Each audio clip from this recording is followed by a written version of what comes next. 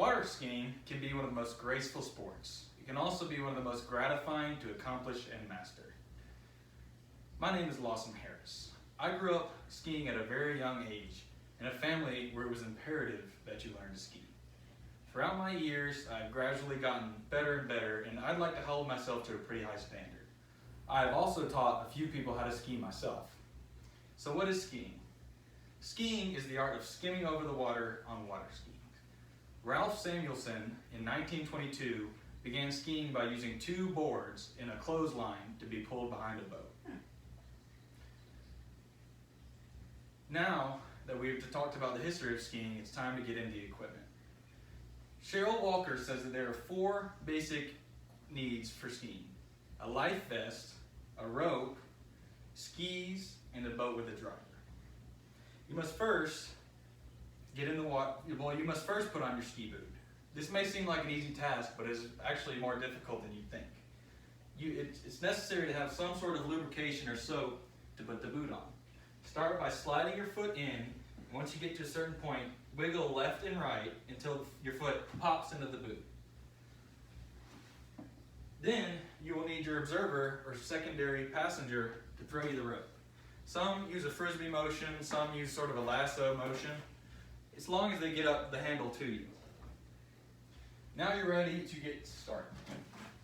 You must first get in the water, and you're going to ask the driver to go in gear. The driver proceed to put the boat at walking speed.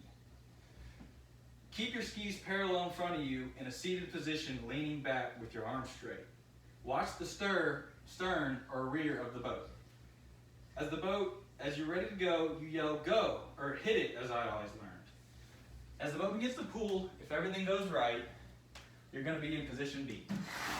Position B requires you to be in basically a seated position with your arms straight and your skis out in front of you. Continue looking at the boat. Don't look at the water, because then you'll fall. Keep your skis parallel, and hopefully the boat will be reaching the proper speed at this point. When you are successfully up,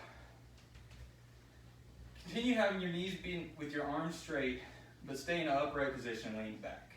As you slowly improve, you will be able to straighten your legs. This is not necessary for beginners, as you really should be focused on staying up. When you feel comfortable, begin learning to steer. You lean back and forth and rotate your skis until you get the feel for going in and out. When you feel like you got it going, you can go in and out of the wake. After about a season of water skiing, if you think you've mastered actually turning and getting out of the wake, you might be able to try slaloming.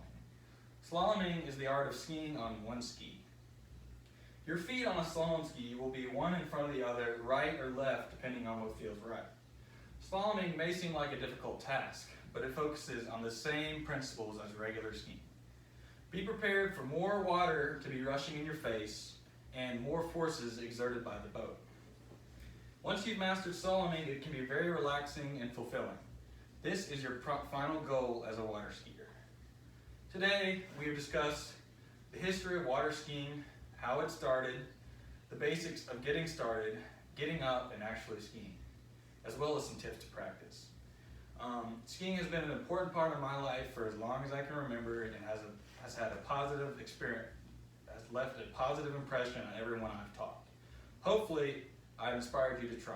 The easiest way to get time on the water is find a friend and take some time off of work to actually give it a try. Thank you.